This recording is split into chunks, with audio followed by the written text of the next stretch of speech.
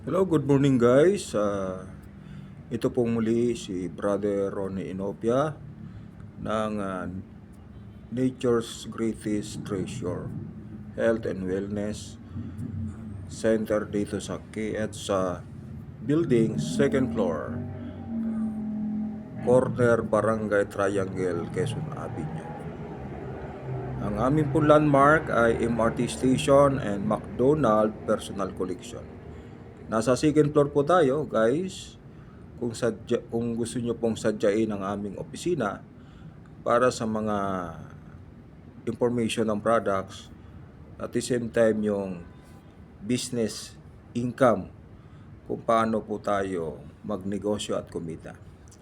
Mga kaibigan, ito po yung ipinopromote ko sa inyo, ang TV Cos. Ayan. Okay. Siya po ay mabisang herbal food supplement na kung saan mabilis po ang resulta na magandang epekto sa aking kalusugan.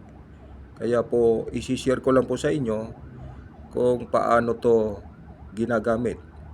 Una po, kasi fermented o binorong prutas po ito, syempre maasim to, parang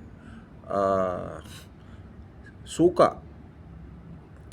Pag ito po ay matagal na masyado, nagiging parang alak na siya, no?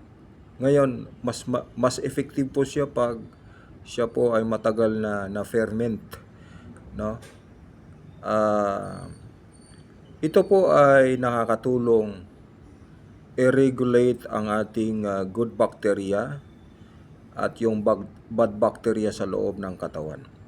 So ang pinaka main source ng ating karamdaman, mga sakit, maraming sakit po sa katawan ng tao ay nagmumula sa ating stomach o sa tiyan, nang dahil sa proseso ng ating bituka sa mga pagkaing matagal matunaw tulad ng karne, ay nagdudulot po ito ng leakage o damage sa ating bituka dahil nabababad po ng napakatagal sa loob.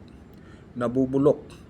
Pag nagkaroon po ng sugat o nadamay ang ating bituka sa pagkabulok, nagkakaroon ng leakage yan para yung mga bakterya ay humalo sa ating dugo.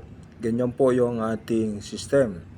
At yung ano po, yung tinatawag nating probiotics, nire-regulate niya ang bakterya at lumalakas ang mga good bacteria natin para depensahan ang pagkasira ng ating bituka dahil sa pagkabulok ng mga pagkain.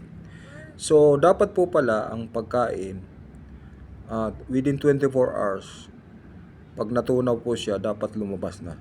Sa umaga, at least 3 times a day kang dudumi. So, dito ko po naranasan, nang dahil sa produktong TV Cos na to, ay na normal na po ang aking pagdumi. Pagising ko sa umaga, pagdating sa office, dudumi ako sa CR. Ganun din bago ko umalis, sa tanghalian, pagkakain. So halos 3 times a day, misa nga 4 na beses eh. So good news yon dahil nalilinis ang ating bituka. At nagdisiplina rin po ako sa pagkain. Hindi na rin po ako madalas kumakain ng mga karne. Kumain man ako yung manok minsan sa isang linggo, at saka yung isda. Kahit yung isda araw-araw pwede yun kasi madaling matunaw.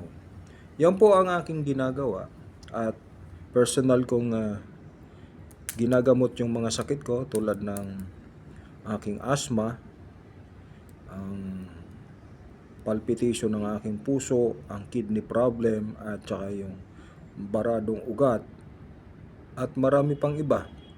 May tumubo po sa aking mga bukol At ang sabi nga ng doktor ay cancerous na po siya. So ang ginawa ko, tuloy-tuloy lang ang pag-inom.